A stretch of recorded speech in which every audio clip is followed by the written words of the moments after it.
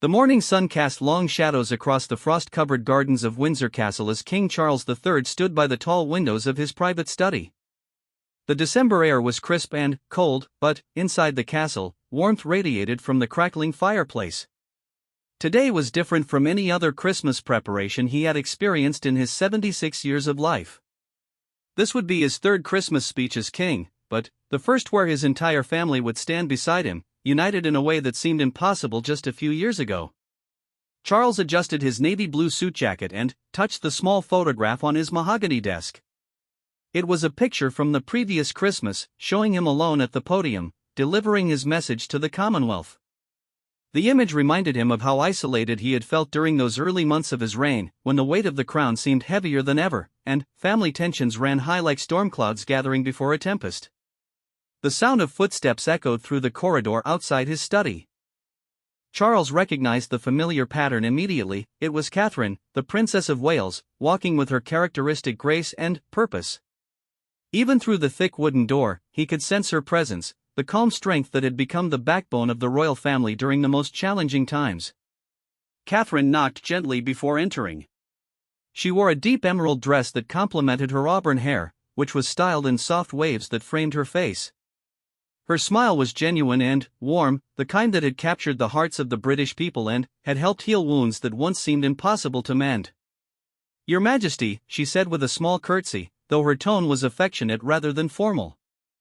Over the years, Charles had grown to love Catherine like the daughter he never had. She possessed qualities that reminded him of his late mother, Queen Elizabeth II, an unwavering sense of duty combined with genuine compassion for others. "Catherine, my dear," Charles replied, his voice carrying the warmth of a grandfather speaking to a beloved family member. "How are the boys this morning? Are they ready for our little adventure?" Catherine's eyes sparkled with a mixture of excitement and gentle concern. "Prince George is practically bouncing off the walls with anticipation. He's been asking about the speech every 5 minutes since he woke up. Prince Louis, on the other hand, is more interested in whether there will be Christmas pudding after the filming." She paused, her expression becoming more serious. "And Prince William?" The question hung in the air between them.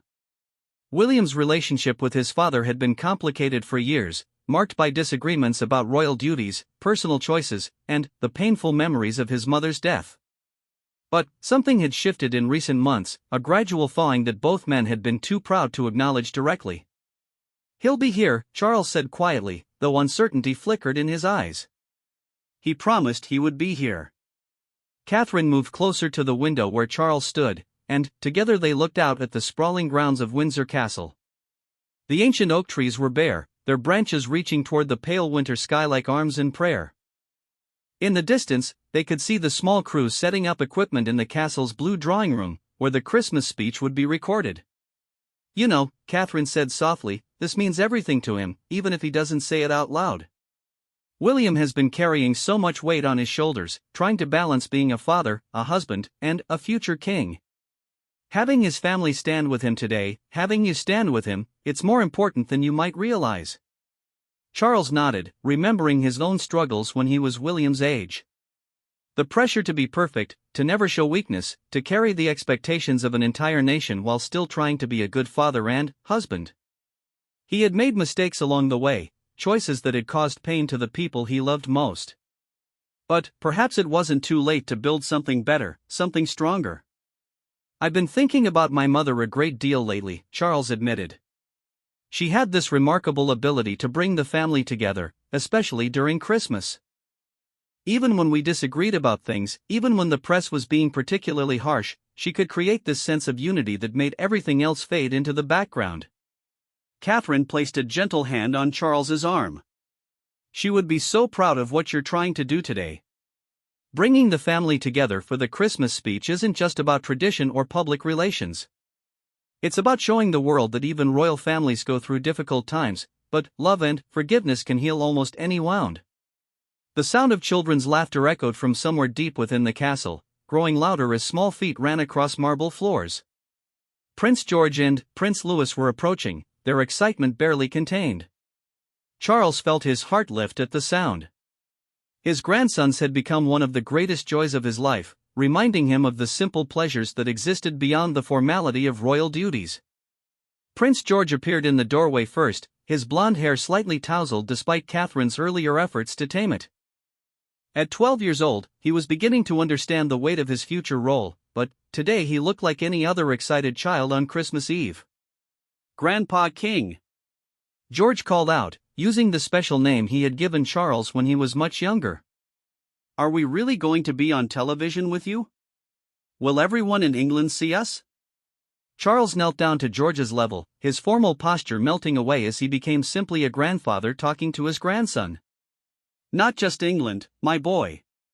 People all around the world will see us. But, more importantly, they'll see that we're a family who loves each other very much." Prince Louis, now 7 years old, peered around his brother with wide, curious eyes.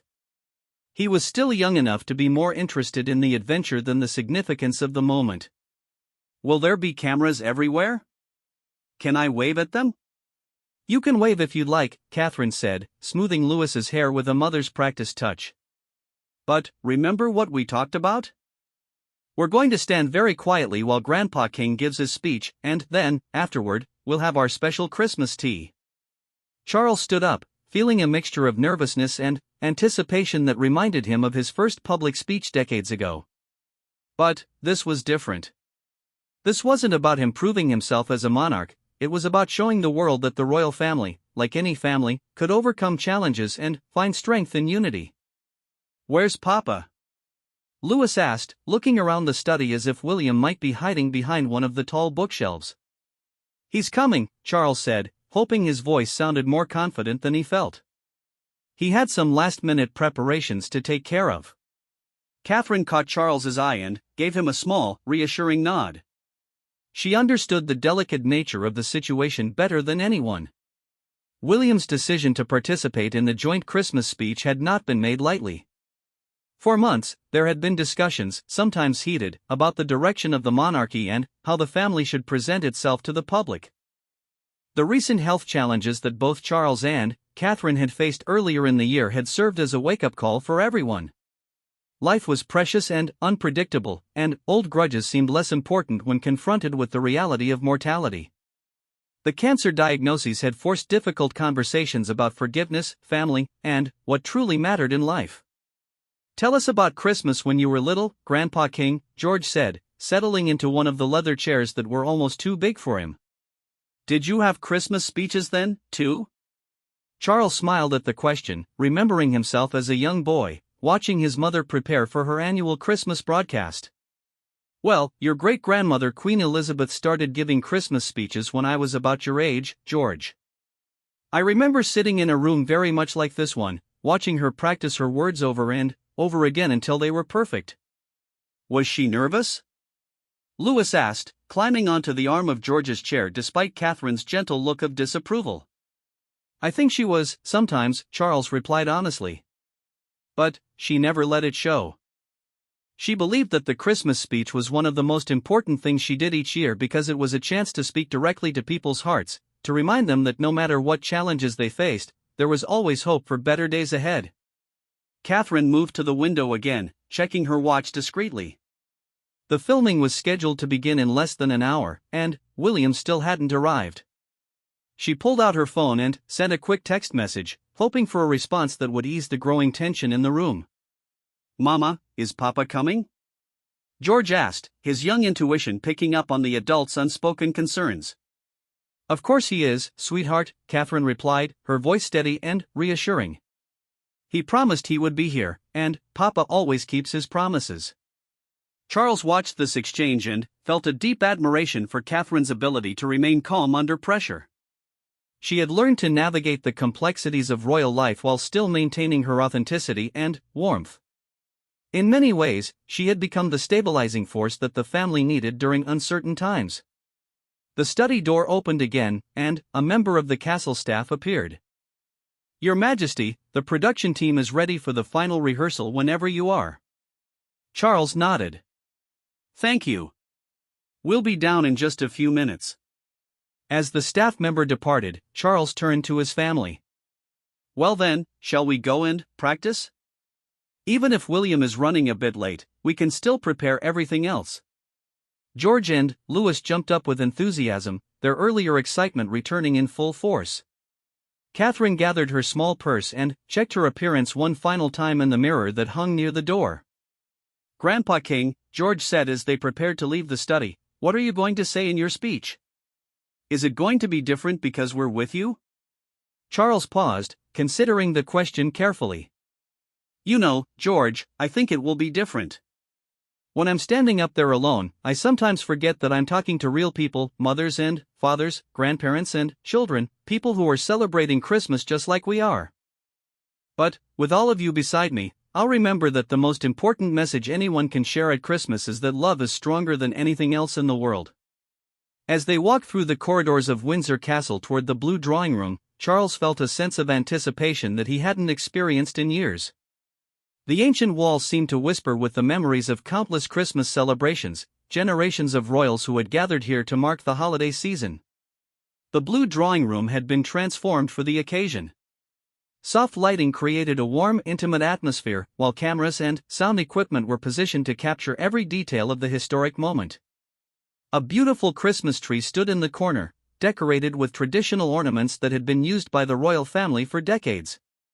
Charles took his place behind the ornate desk where he would deliver his speech, while Catherine helped position George and Louis nearby. The boys were fascinated by all the technical equipment and had to be gently reminded to stay out of the camera operator's way. "This is really happening, isn't it?" George whispered to his mother, his voice filled with wonder. "Yes, darling," Catherine replied. "This is really happening." As the final preparations continued around them, Charles found himself thinking about the journey that had brought them to this moment. The challenges, the misunderstandings, the painful periods of estrangement, all of it had led to this opportunity to stand together as a family and share a message of hope with the world. But, still, one crucial piece was missing. William's empty space seemed to grow larger with each passing minute, and Charles couldn't help but wonder if this Christmas would end in disappointment after all. The clock on the wall ticked steadily toward the scheduled filming time, each second carrying the weight of years of complicated family dynamics and the hope for healing that seemed so close yet still uncertain. The tension in the blue drawing room was almost palpable as the minutes ticked by. Charles stood behind the ornate mahogany desk, adjusting his tie for the third time in 5 minutes, while Catherine helped George and Louis practice standing quietly beside their grandfather. The production crew moved around them with professional efficiency, making final adjustments to lighting and camera angles, but even they seemed to sense that something was amiss. "Your Majesty," the director approached Charles with a respectful bow, "we're ready to begin the rehearsal whenever you are. Should we wait a bit longer, or would you prefer to proceed?" Charles glanced at Catherine, who gave him a subtle shake of her head. Her phone had remained silent despite the messages she had sent to William. Her composed exterior couldn't completely hide the worry in her eyes, though she continued to smile reassuringly at her sons. "Let's give it another few minutes," Charles replied, his voice steady despite the growing anxiety in his chest. He had learned over the decades to maintain his composure in public, but, privately, he felt like a father waiting for his son to come home after a terrible argument. Prince Louis tugged on his mother's emerald dress. "Mama, why isn't Papa here yet? Did he forget about us?" The innocent question cut through Catherine's heart like a knife. She knelt down to Louis's level, her hands gently holding his small shoulders. "Papa would never forget about us, sweetheart. Sometimes grown-ups have very important things they need to take care of, but that doesn't mean they don't love us." George, who at 12 was beginning to understand the complexities of adult relationships, moved closer to his mother and brother. "It's okay, Louis. Papa will be here. He promised Grandpa King, and Papa always keeps his promises to family." Charles watched this exchange with a mixture of admiration and heartbreak. His grandchildren's faith in their father was absolute, and he prayed that William wouldn't disappoint them. The irony wasn't lost on him that he had once been in William's position, struggling to balance duty and personal feelings, sometimes failing to show up when his family needed him most. The massive windows of the blue drawing room faced east, and, through them, Charles could see the long driveway that wound through the Windsor Castle grounds. Every few minutes, his eyes would drift in that direction, hoping to catch sight of William's familiar Range Rover making its way toward the castle. Your Majesty, one of the camera operators called softly, we have everything ready for the technical run-through. Would you like to practice your opening lines? Charles nodded and cleared his throat. He had written and rewritten his speech multiple times over the past week, each draft reflecting his evolving thoughts about family, forgiveness, and the year that had challenged them all in unexpected ways. My dear friends across the Commonwealth and around the world, Charles began, his voice taking on the measured, compassionate tone that had become his signature as king. This Christmas finds us gathered not just in celebration of our Savior's birth, but in gratitude for the bonds that hold us together through life's most difficult trials. As he spoke these practice words, Catherine felt tears prick at the corners of her eyes. She knew how much this speech meant to Charles, how he had poured his heart into every sentence. The king had faced his own mortality earlier that year when doctors had discovered his cancer, and the experience had changed his perspective on what truly mattered in life. George stood very straight beside the desk, his young face serious as he tried to embody the dignity his position would someday require. But Louis fidgeted slightly, his 7-year-old attention span beginning to waver as the adults continued their preparations around him. "Grandpa King," Louis whispered loudly enough for everyone to hear, "can I ask you something?" Charles paused his rehearsal and smiled down at his youngest grandson. "Of course, Louis. What would you like to know? When you talk to all those people on the television, do you ever get scared?" The question was so honest and direct that it caught Charles off guard. In all his years of public speaking, no one had ever asked him such a simple yet profound question. He looked around the room at the cameras and crew members, all waiting for his response. "You know what, Louis?" Charles said, abandoning his formal posture and speaking directly to his grandson. "I do get scared sometimes. Speaking to millions of people is quite frightening, even for a king. But, do you know what makes me feel brave?" Louis shook his head, his eyes wide with curiosity. "Knowing that the people I love most in the world are right here with me," Charles replied. "When your grandmother and I are standing together, when we have family around us, it reminds me that we're never really alone, even when things seem difficult." Catherine watched this tender exchange between grandfather and grandson, and she felt her phone vibrate in her small purse. Her heart leaped as she quickly checked the message, hoping it was from William. Instead, it was from her own mother, sending Christmas wishes from Berkshire where the Middleton family was preparing for their own holiday celebration. The disappointment must have shown on her face because George immediately noticed. "Mama? Is everything all right?" "Everything's fine, darling," Catherine replied, though her voice lacked its usual conviction. She was torn between her role as a supportive daughter-in-law to Charles and her loyalty to her husband, whatever reasons he might have for his delay. Charles resumed his position behind the desk and continued with his rehearsal. "This year has taught us that life is precious and unpredictable. We have faced challenges that tested our strength, our faith, and our commitment to one another. But we have also discovered that when we choose love over pride, forgiveness over resentment, we find a peace that surpasses all understanding." The words hung in the air with particular poignancy, given William's absence. Charles had written these lines thinking specifically about his relationship with his eldest son, about the years of misunderstandings and hurt feelings that had created distance between them. The cancer diagnosis had forced both men to confront their mortality and the possibility that time for reconciliation might be shorter than they had assumed. "Should we try blocking the positions one more time?" the director asked gently. "Just so everyone knows exactly where to stand when we're ready to film?" Catherine nodded and helped guide George and Louis to their designated spots. George would stand to Charles's right, his young face serious and dignified, while Louis would be positioned slightly in front, where his natural charm and innocence would be visible to viewers. Catherine herself would stand behind and to the left, her presence providing a sense of stability and continuity. But the empty space where William should have been standing seemed to grow larger and more obvious with each passing minute. The production crew had prepared a spot for the Prince of Wales next to his father, a position that would have symbolized the continuity of the monarchy and the strength of their relationship. "Grandpa King," George said during a brief break in the rehearsal, "can I tell you something?" "Of course, my boy. What's on your mind?" George glanced around to make sure the adults weren't listening too closely, then moved closer to his grandfather. Papa has been really worried about today. I heard him talking to Mama last night, and he said he wanted to make sure he didn't disappoint you. Charles felt his breath catch in his throat. Did he really say that? George nodded solemnly. He said that being here with you was one of the most important things he could do, but he was scared that he might not know the right words to say. The revelation hit Charles with the force of a physical blow.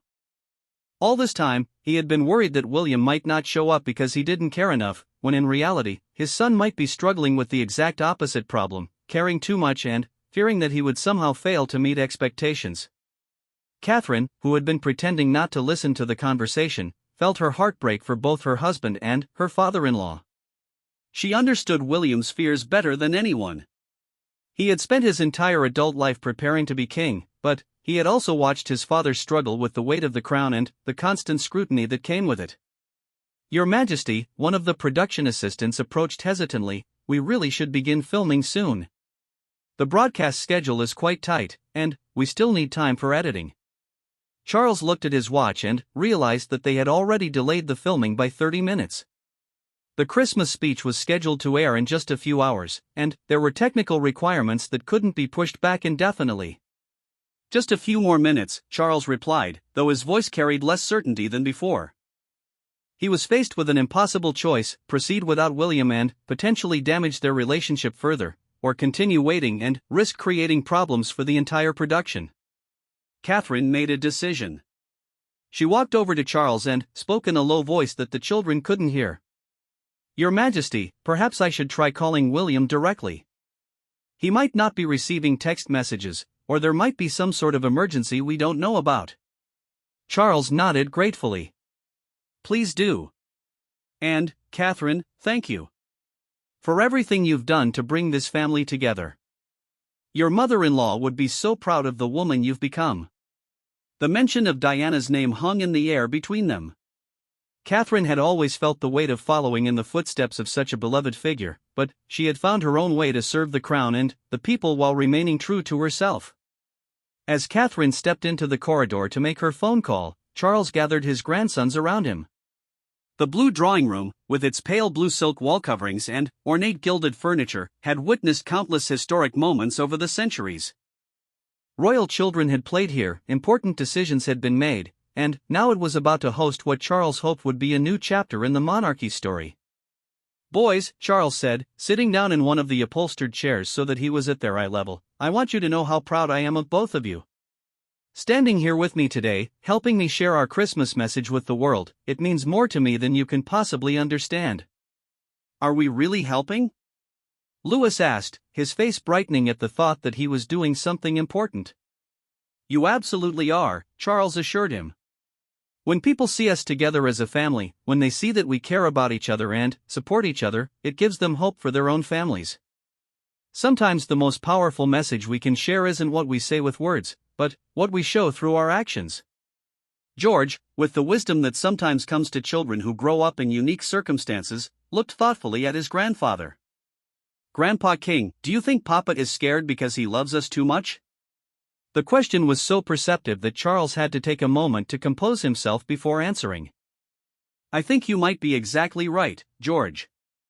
Sometimes when we love someone very much, we become so worried about disappointing them that we end up hurting them instead." From the corridor, they could hear Catherine's voice speaking in urgent, hushed tones. Charles couldn't make out the words, but the tone suggested that she had reached William and that they were having an intense conversation. "Your Majesty," the director approached again, his expression apologetic but firm, "I'm afraid we really must begin filming now. The technical crew has other commitments this afternoon, and we need to maintain the broadcast schedule." Charles looked toward the corridor where Catherine had disappeared, then at his grandsons who were watching him with complete trust and expectation. The weight of the decision pressed down on him like the crown itself, heavy with responsibility and consequence. "All right," Charles said finally, rising from his chair and straightening his jacket. "Let's begin. We'll start with the opening, and if William arrives during filming, we can incorporate him into the later portions." George and Louis took their positions beside the desk, their small faces serious with the gravity of the moment. Charles moved behind the mahogany surface, his hands resting lightly on the speech he had crafted with such care over the past weeks.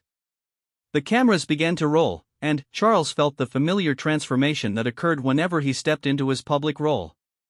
His personal worries and fears receded into the background as he focused on the millions of people who would hear his words in just a few hours. "My dear friends across the Commonwealth and around the world," Charles began, his voice carrying the warmth and authority that had made him a respected monarch, "this Christmas finds us gathered not just in celebration, but in profound gratitude for the love that binds us together through every season of life." As he spoke, Catherine quietly returned to the room, taking her position behind the boys. Her face was composed, but Charles could see something in her eyes, hope, perhaps, or relief. She caught his gaze for just a moment and gave him the slightest nod, as if to say that everything would be all right. The speech continued, each word carefully chosen to reflect the themes of family, forgiveness, and hope that had become so important to Charles during this transformative year. George and Louis stood perfectly still, their young faces serious and dignified, while Catherine's presence provided a sense of stability and grace that viewers around the world would find deeply comforting. But even as Charles delivered his message with conviction and warmth, a part of his mind remained focused on the empty space beside him, hoping against hope that his son would still find his way home. Charles was halfway through his Christmas speech when he heard it, the distant sound of car doors closing in the castle courtyard below. His heart skipped a beat, but he maintained his composure, continuing to speak about the importance of community and shared values while his ears strained to identify the approaching footsteps in the corridor outside. "In times of uncertainty," Charles continued, his voice steady despite the racing of his pulse, "we find our greatest strength not in standing alone, but in standing together. This year has reminded us all that life is fragile, precious, and unpredictable. We have learned that the bonds of family, tested by time and trial, can emerge stronger than we ever imagined possible." George and Louis remained perfectly still beside their grandfather, though Louis's eyes flickered toward the door when he too heard movement in the hallway. Catherine, standing behind her sons, felt her breath catch as she recognized the familiar sound of William's footsteps approaching the blue drawing room. The production crew, professional to the core, continued filming without interruption, but several of them exchanged meaningful glances. They had been briefed about the family dynamics at play and understood the significance of what might be about to happen. "The Christmas story teaches us about hope arriving when we least expect it," Charles continued, and the words seemed to take on a prophetic quality as the footsteps grew closer. "About love overcoming fear, and about the possibility of new beginnings even in our darkest hours." The door to the blue drawing room opened quietly, and William, Prince of Wales, stepped inside. He was dressed in a navy blue suit that complemented his father's attire, his hair slightly windswept from his journey. His face carried the weight of internal struggle, but also determination, the look of a man who had made a difficult decision and was committed to seeing it through. William paused just inside the doorway, taking in the scene before him. His father standing behind the ornate desk, delivering words that seemed to speak directly to their relationship. His wife Catherine, beautiful and composed, providing the stability that had become her signature. And his sons, George and Louis, standing with such dignity and grace that it made his chest tight with pride and love. Charles saw his son from the corner of his eye but didn't break his concentration. Instead, he continued with his speech, though his voice took on a deeper warmth as he spoke the words he had written specifically with this moment in mind. "Forgiveness," Charles said, "is perhaps the greatest gift we can give to one another. Not because it erases the pain of the past, but because it opens the door to a future filled with possibility. When we choose to forgive, we choose hope over bitterness, love over resentment, and unity over division." William moved quietly across the room, his footsteps muffled by the thick Persian carpet. The cameras followed his movements subtly, the operators experienced enough to capture this historic moment without disrupting the flow of the speech. Catherine reached out and gently touched William's arm as he approached, a gesture of support and welcome that spoke volumes about their relationship. She had been his anchor through the most challenging periods of his life, helping him navigate the complex emotions surrounding his father, his role, and his responsibilities. "Papa," Louis whispered, his young voice barely audible but filled with relief and joy. William placed a gentle hand on Louis's shoulder, then moved to stand beside his father at the desk. The empty space that had seemed so glaring just moments before was now filled, and the family portrait was complete. Charles felt William's presence like a warm light beside him. Without missing a beat in his speech, he shifted slightly to accommodate his son, and William took his position with natural grace, as if he had been there from the beginning. This year, Charles continued, his voice now carrying a quality of profound gratitude, my family and I have learned that strength comes not from avoiding difficulties, but from facing them together.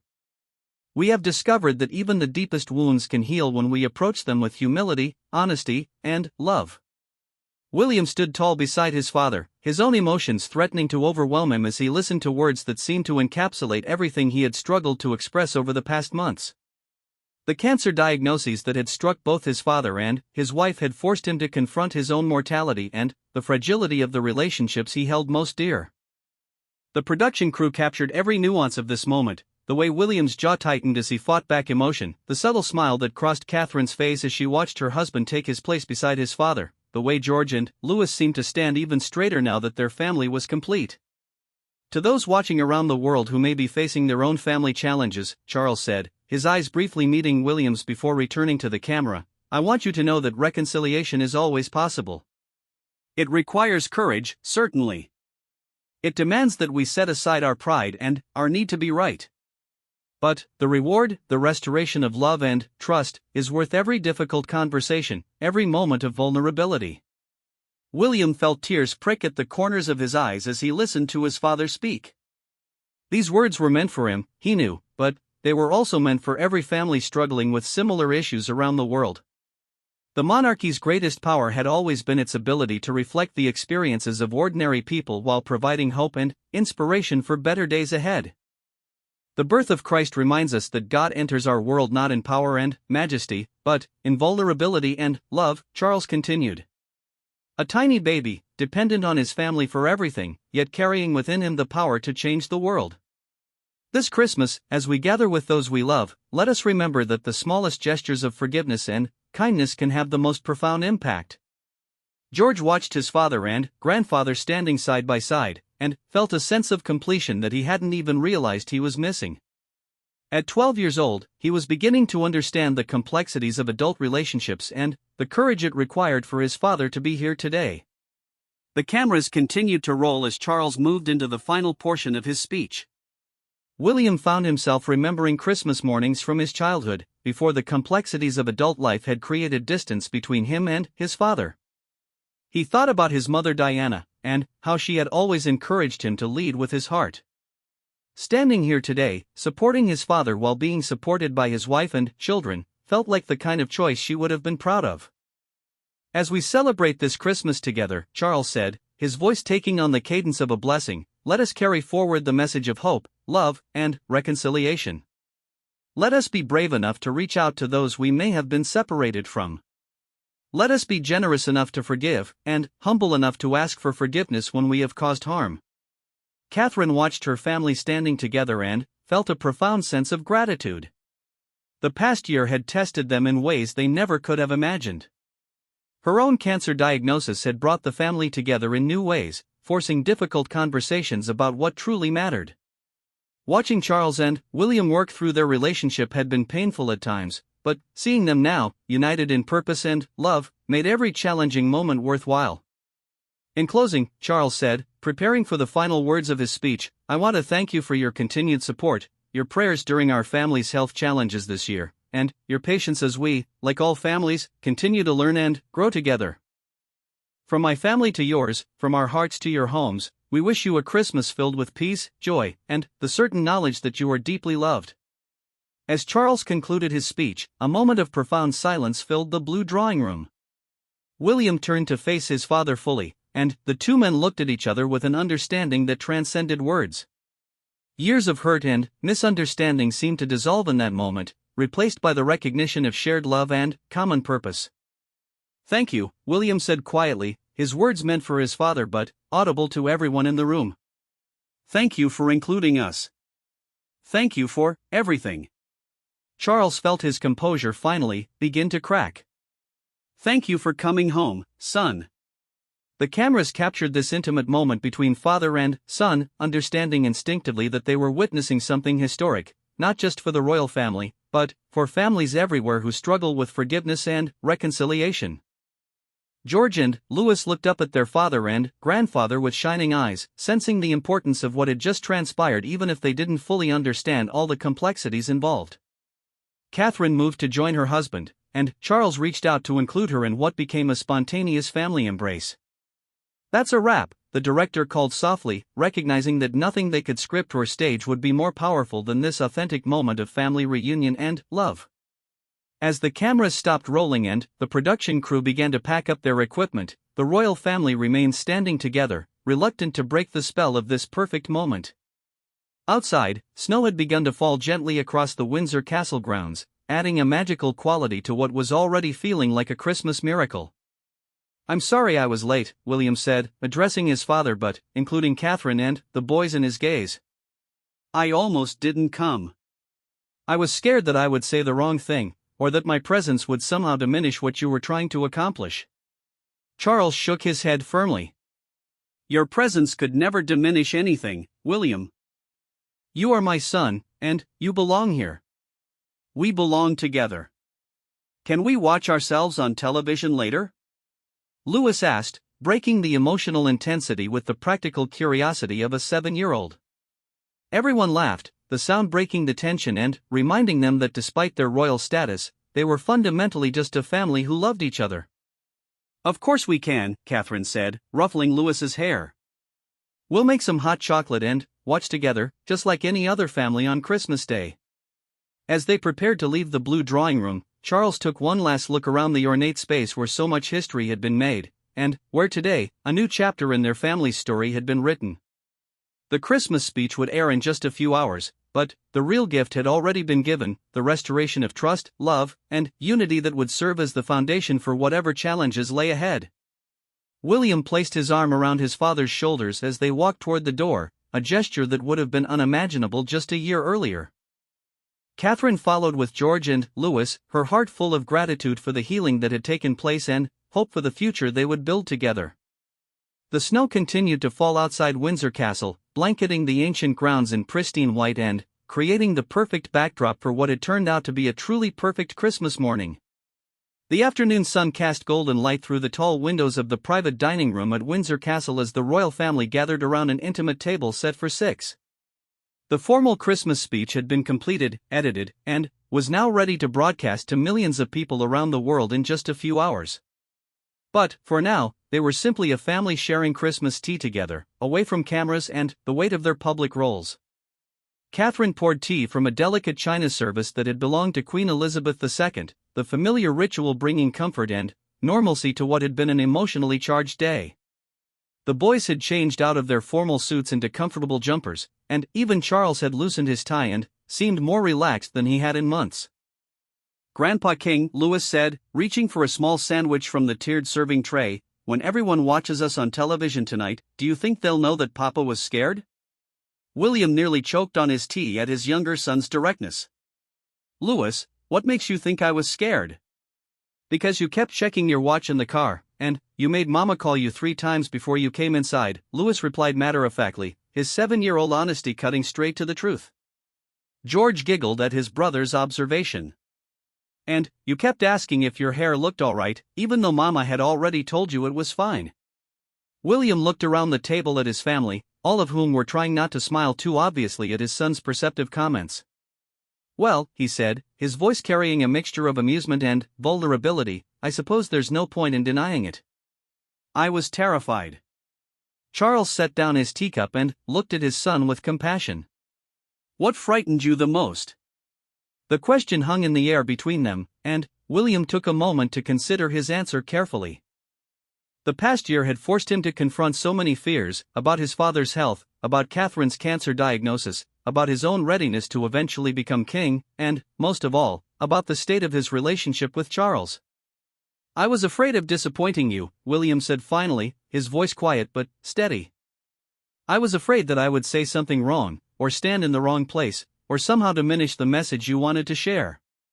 But, more than that, I was afraid that showing up would be too little, too late. That I had already damaged our relationship beyond repair." Catherine reached across the table and placed her hand over William's, a gesture of support that didn't go unnoticed by Charles. He had always been grateful for the way Catherine had helped bridge the gap between him and William, never taking sides but always encouraging understanding and communication.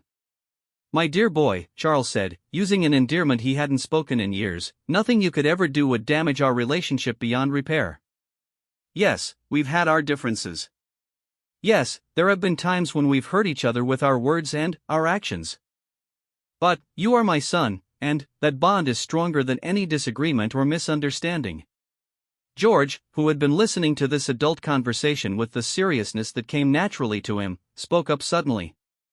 "Papa, did you know that Grandpa King kept looking out the window for your car? He was worried about you too." The simple observation from his 12-year-old son hit William with surprising force. Throughout his life, he had often assumed that his father was too busy with royal duties or too focused on protocol to truly worry about him on a personal level. The idea that Charles had been anxiously watching for his arrival, feeling the same mixture of hope and fear that William himself had experienced, was both comforting and heartbreaking. "Is that true?" William asked, looking directly at his father. Charles nodded, his composure slipping slightly as he allowed himself to be vulnerable with his family. "I've been watching for you to come home for years, William. Not just today, but in every sense that matters. I've missed you more than you know." The weight of these words settled over the table like a warm blanket. Catherine felt tears prick at her eyes as she watched her husband and father-in-law finally express the feelings they had both been carrying for so long. "I've missed you too, Papa," William said, the childhood name slipping out naturally. "I've missed having you as a father. Not just as a king or a mentor, but as someone I could talk to about the things that keep me awake at night." "Such as?" Charles asked gently, recognizing this as an opportunity for the kind of conversation they should have been having all along. William glanced at Catherine, who nodded encouragingly, then looked at his sons, who were listening with rapt attention despite the adult nature of the conversation. "I worry about being a good father while also preparing to be king," William admitted. "I worry about making the same mistakes that previous generations have made, about putting duty before family or allowing the pressure of the crown to change who I am at my core. When I see George growing up so fast, and realize that someday he'll face the same challenges I'm facing now, it terrifies me." Charles felt a profound recognition in his son's words. These were the exact fears he had grappled with when William and Harry were young, the constant tension between public responsibility and private love that had plagued the royal family for generations. "Do you know what I've learned this year?" Charles said, his voice taking on the wisdom that comes from facing mortality and emerging with new perspectives. "I've learned that being a good king and being a good father aren't opposing forces. They're the same thing, approached from different angles.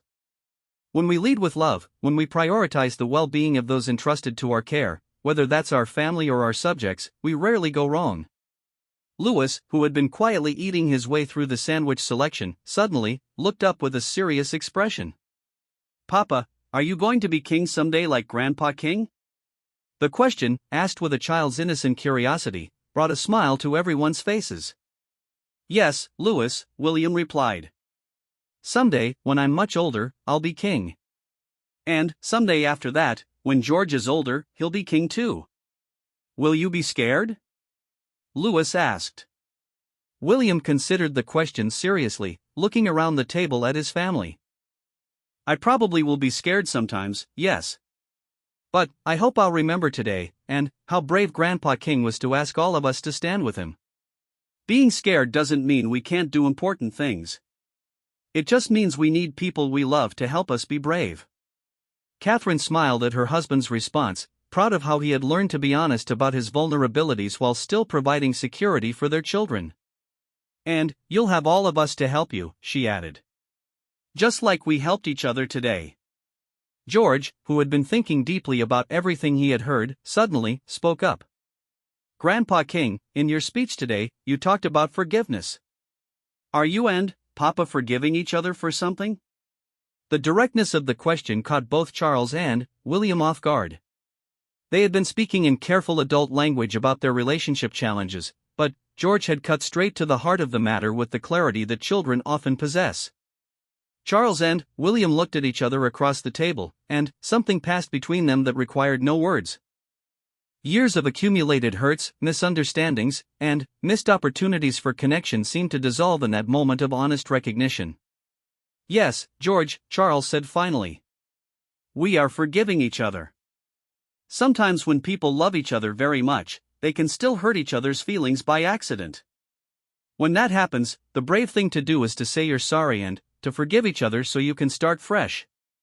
Like when Louis and I fight about toys, but then we say sorry and play together again?" George asked. "Exactly like that," William replied, reaching over to ruffle his son's hair. "Except it took Papa and Grandpa King much longer to figure out what you and Louis already know." As the afternoon wore on, the conversation gradually shifted to lighter topics. They talked about Christmas plans for the following day, about the boys' excitement over their gifts, and about Catherine's hopes for the new year. But underneath all of these casual exchanges, there was a new foundation of trust and understanding that hadn't existed that morning. As evening approached, the family gathered in the comfortable sitting room where a large television had been set up for them to watch the Christmas speech together. The room was warm and inviting, with a crackling fireplace and comfortable sofas arranged around the screen. "Are you nervous about watching ourselves?" Catherine asked as they settled in with mugs of hot chocolate. "A little," Charles admitted.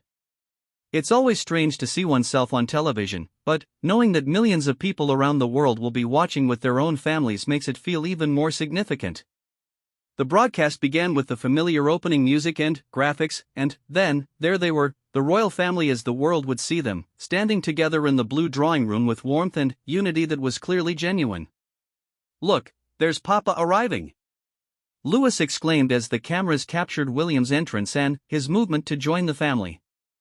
Watching the moment from the outside, they could all see what the viewing audience would see, not a staged photo opportunity, but a real family coming together despite their challenges and differences. The emotion on their faces was authentic, the love between them undeniable. When the speech concluded and the screen faded to black, the room was quiet for a long moment. They had just witnessed not only a Christmas message to the Commonwealth, but a documentation of their own journey toward healing and reconciliation.